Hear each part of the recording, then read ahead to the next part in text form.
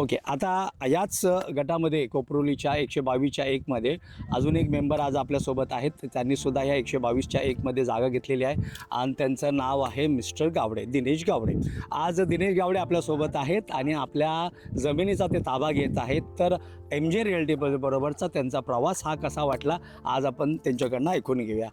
गावडे साहेब, खूप खूप तुमचं अभिनंदन की आज तुम्ही खऱ्या अर्थाने तिसरे मुंबईकर झालात. थँक्यू. ओके. तर मी तुम्हाला हे विचारेन की आमच्याबरोबरचा MJ रिअल्टी बरोबरचा प्रवास तुम्हाला कसा वाटला? फर्स्ट थिंग तर मी ॲक्च्युली जेव्हा पहिल्यांदा मी सर्च करत होतो की जेव्हा आपण एखादा प्लॉट बघत होतो तर खूप साऱ्या गोष्टी ऐकून होतो की मुंबई 3.0 त्या गोष्टीबद्दल आम्ही फक्त सोशल मीडियावरती अवेअर होतो की अरे काहीतरी नवीन मुंबईमध्ये काहीतरी घडतं आहे, ज्या गोष्टी आपल्याला बघायच्या आहेत. सो आम्ही खूप सारे प्रोजेक्ट्स आणि खूप साऱ्या म्हणतात ना की एक मीडियातर्फे म्हणजे वेगवेगळे माणसांना आम्ही शोधत होतो की जिथे आम्हाला चांगल्या सुविधा किंवा चांगल्या गोष्टी भेटतील. तर तेव्हा आम्हाला कळालं की MJ रियालिटी एक अशी एक संस्था आहे की जिथे आम्हाला एक चांगल्या गोष्टी आणि चांगले काहीतरी रिटर्न्स म्हणजे चांगले भेटू शकतात.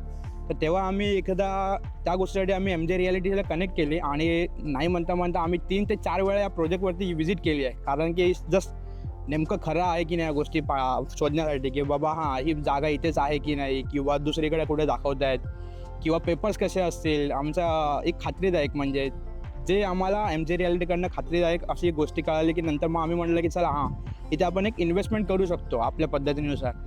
त्याच्यानंतर आम्हाला एक जस्ट इकडे येऊन दाखवलं गेलं की तुम्हाला ही जागा इथे भेटेल आणि ही जागा आहे की तुम्हाला इन फ्युचर तुमच्या नावावरती भेटून जाईल. तर तेव्हा आम्ही कुठेतरी मग एक इन्व्हेस्टमेंट केली छोटी. पहिल्यांदा एक टोकन दिलं. नंतर आम्ही मग त्यांच्याकडनं प्रोसेस समजून घेतली की कशी असते, काय केलं पाहिजे आपल्याला. आणि त्याच्यानंतर त्यांनी सांगितलं की तुम्हाला ही पहिल्यांदा एक टोकन अमाऊंट आहे, त्याच्यानंतर तुम्ही इथे एक अशा प्रकारे बोर्ड लावला जातो, तुमच्या गोष्टी दिल्या जातात, तुमच्या इकडे राऊंडिंग केलं जातात. त्याच्यानंतर मग आम्ही म्हणालो की नाही चला मग ठीक आहे आपण इथून पुढेही कंटिन्यू करू. म्हणून आम्ही ते एक पुढे अशी एक पाऊल टाकलं की जिथे आम्हाला असं वाटलं की नाही आता आपण हे घेतलं पाहिजे. कारण की एवढं खात्रीदायक इन्फॉर्मेशन आपल्याला एखाद्या गोष्टीकडनं एखाद्या संस्थेकडनं भेटली जाते तर ते खूप मोठी गोष्ट आहे जी आम्हाला इतर कुठल्या संस्थेकडनं भेटत नव्हती.